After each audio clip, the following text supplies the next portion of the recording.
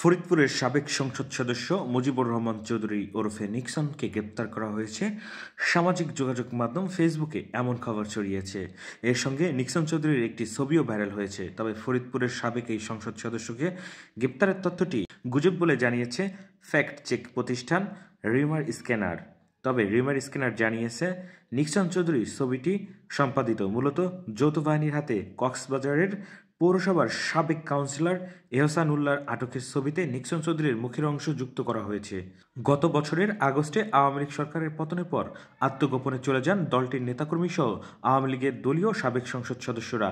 ওই সময়ের পর থেকেই ফরিদপুর ৪ আসনের সাবেক সংসদ সদস্য মুজিবুর রহমান চৌধুরী ওরফে নিক্সনের অবস্থান নিয়ে সুনির্দিষ্ট কোনো তথ্য নির্ভরযোগ্য সূত্রে পাওয়া যায়নি।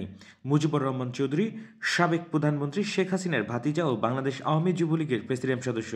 তিনি 2014, 2018 এবং 2022 সালে ফরিদপুর ৪ আসন থেকে স্বতন্ত্র প্রার্থী হিসেবে জয়লাভ করেন। উল্লেখ্য, ফরিদপুর ৪ আসনের সাবেক সংসদ সদস্য মুজিবুর রহমান চৌধুরী ওরফে নিক্সন চৌধুরী ও তার স্ত্রী তারিন হোসেনের বিরুদ্ধে অবৈধ সম্পদ অর্জনের অভিযোগে আলাদা মামলা করেছে দুর্নীতি দমন কমিশন দুদক। গত বৃহস্পতিবার মামলার ২টি দায়ের করা হয়েছে বলে সাংবাদিকদের জানিয়েছে সংস্থাটির মহাপরিচালক প্রতিরোধ মোহাম্মদ আক্তার হোসেন। সাবেক সংসদ সদস্য নিক্সন ও তার স্ত্রীর বিরুদ্ধে বৈধ উৎসের বাইরে ১৯ কোটি টাকার সম্পদ অর্জনের অভিযোগ এনেছে দুদক।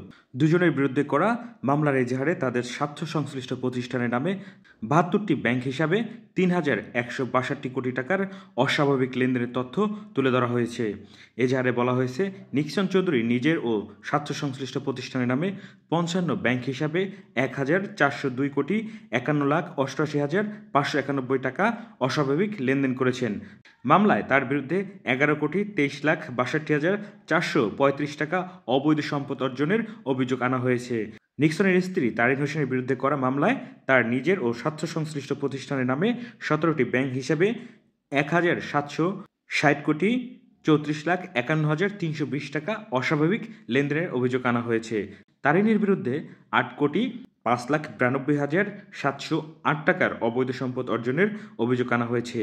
তাকে সহযোগিতার অভিযোগে নিক্সন চৌধুরীকেও মামলায় আসামি করা হয়েছে।